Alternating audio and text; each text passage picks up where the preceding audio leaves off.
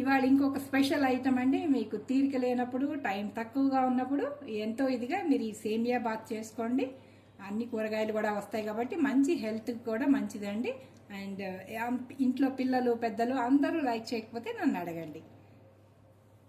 ఈ బాంబీనో సేమియా బాత్కి అండి కొంచెం ఆవాలు, మస్టర్డ్ సీడ్స్ అండి, ఉర్దాల్, మినపప్పు, కొంచెం గ్రౌండ్ నట్ అండి, వేరుశెనగపప్పు, పచ్చెనగపప్పు, బెంగాల్ గ్రామ్, కొంచెం కరివేపాకండి. ఇది తాలింపుకి.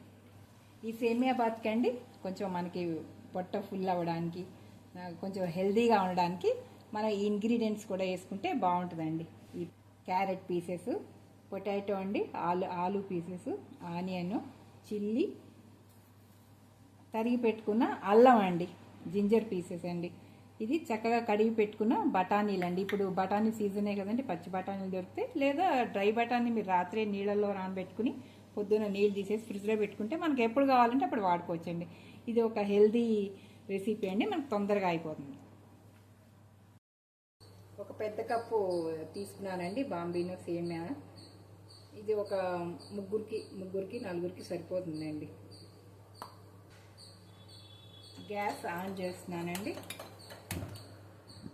కొంచెం గిన్నె వేడెక్కాలండి. మనం ఏ వంట చేసినా ముందు కొంచెం గిన్నె వేడెక్కితే మనకి ఆయిల్ అది తొందరగా వేగి తాలింపు గింజలన్నీ బాగా వేగుతాయండి.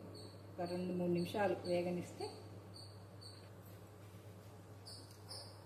ఇప్పుడు ఇది కొంచెం గిన్నె వేడెక్కిందండి.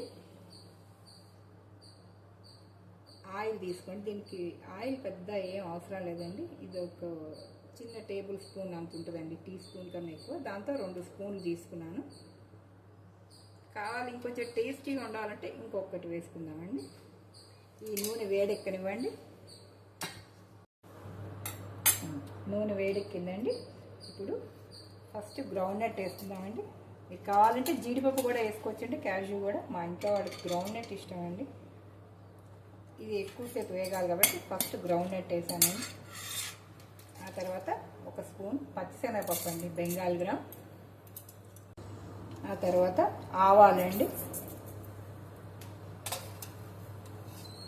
ఆ తర్వాత మినపప్పు అండి, ఉద్దాలు.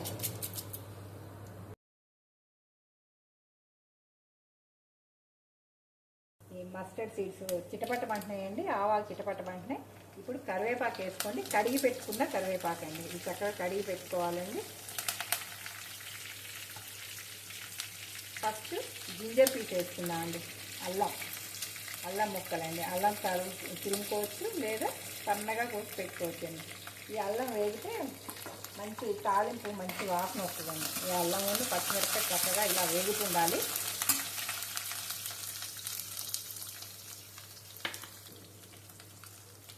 ఈ కరివేపాకు ఇది వేగుతుండగాండి కొంచెం పచ్చిమిరపకాయలు వేసుకున్నానండి. పచ్చిమిరపకాయలు ఒక 5-6 పైన వేసుకున్నానండి. ఈ పచ్చిమిరపకాయ చక్కగా వేగనిద్దామండి.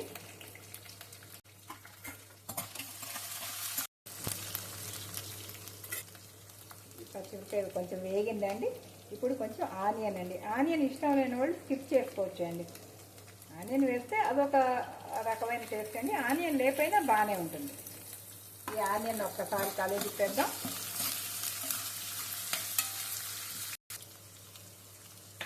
ఆనియన్ వేగుతుండగానే పొటాటో అండి, ఆలు పీసెస్ అండి, ఆలు పీసెస్, సన్నగా తరుగుకున్న క్యారెట్ పీసెస్ అండి.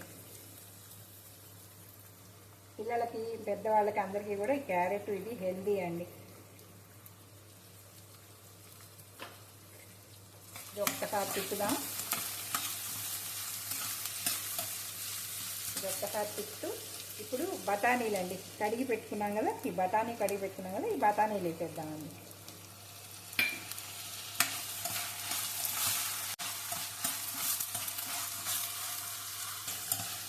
ఒక్కొక్కసారి గరిటెతో చక్కగా తిప్పుదామండి.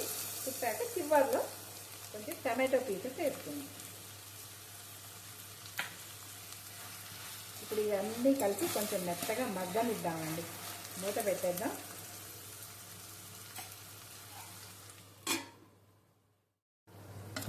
కొంచెం బాగా తాలింపుకి ముక్కలకు బాగా కొంచెం మెత్తగా అయినాయండి. ఇప్పుడు నీళ్లు పోసుకుందామండి. నేను ఇంచుమించు ఇది 200 గ్రామ్స్ తీసుకున్నాను కదండి. దీనికి 3 నుంచి 4 గ్లాసులు నీళ్లు పడతాయండి. కొంతమందికి పొడిగా ఇష్టం, కొంతమందికి కొంచెం సాఫ్ట్గా ఉంటే ఇష్టం అండి. 1 2 3 3.5 గ్లాసులు తీసుకున్నానండి. ఇప్పుడు ఇందులో ఉప్పు వేసుకున్నాను. 1 స్పూను పింక్ సాల్ట్ అండి. స్పూను మీ తినేదాన్ని బట్టి వేసుకోండి. తక్కువ కావాలంటే తక్కువ వేసుకోండి. నేను అన్ని కూరగాయ ముక్కలు వేసాను కాబట్టి ఇంకొంచెం ఎక్కువ వేసుకున్నానండి. 1.5 స్పూన్ దాకా వేసుకున్నాను. వేసాక ఒకసారి కలిగి తిప్పేయండి. కలిగి తిప్పి మూత పెట్టుకున్నాము. నీరు చక్కగా బాయిల్ అవుతుందండి. నీరు బాగా బాయిల్ అవ్వాలి. ఇలాగా బాయిల్ అవుతే అప్పుడు ఆ తాలింపు, నీళ్లు, కూరగాయ ముక్కలు అన్నీ మంచి టేస్ట్ వస్తుందండి. ఇంకొక నిమిషం బాగా తరుగుగా బాయిల్ అవ్వనివ్వండి.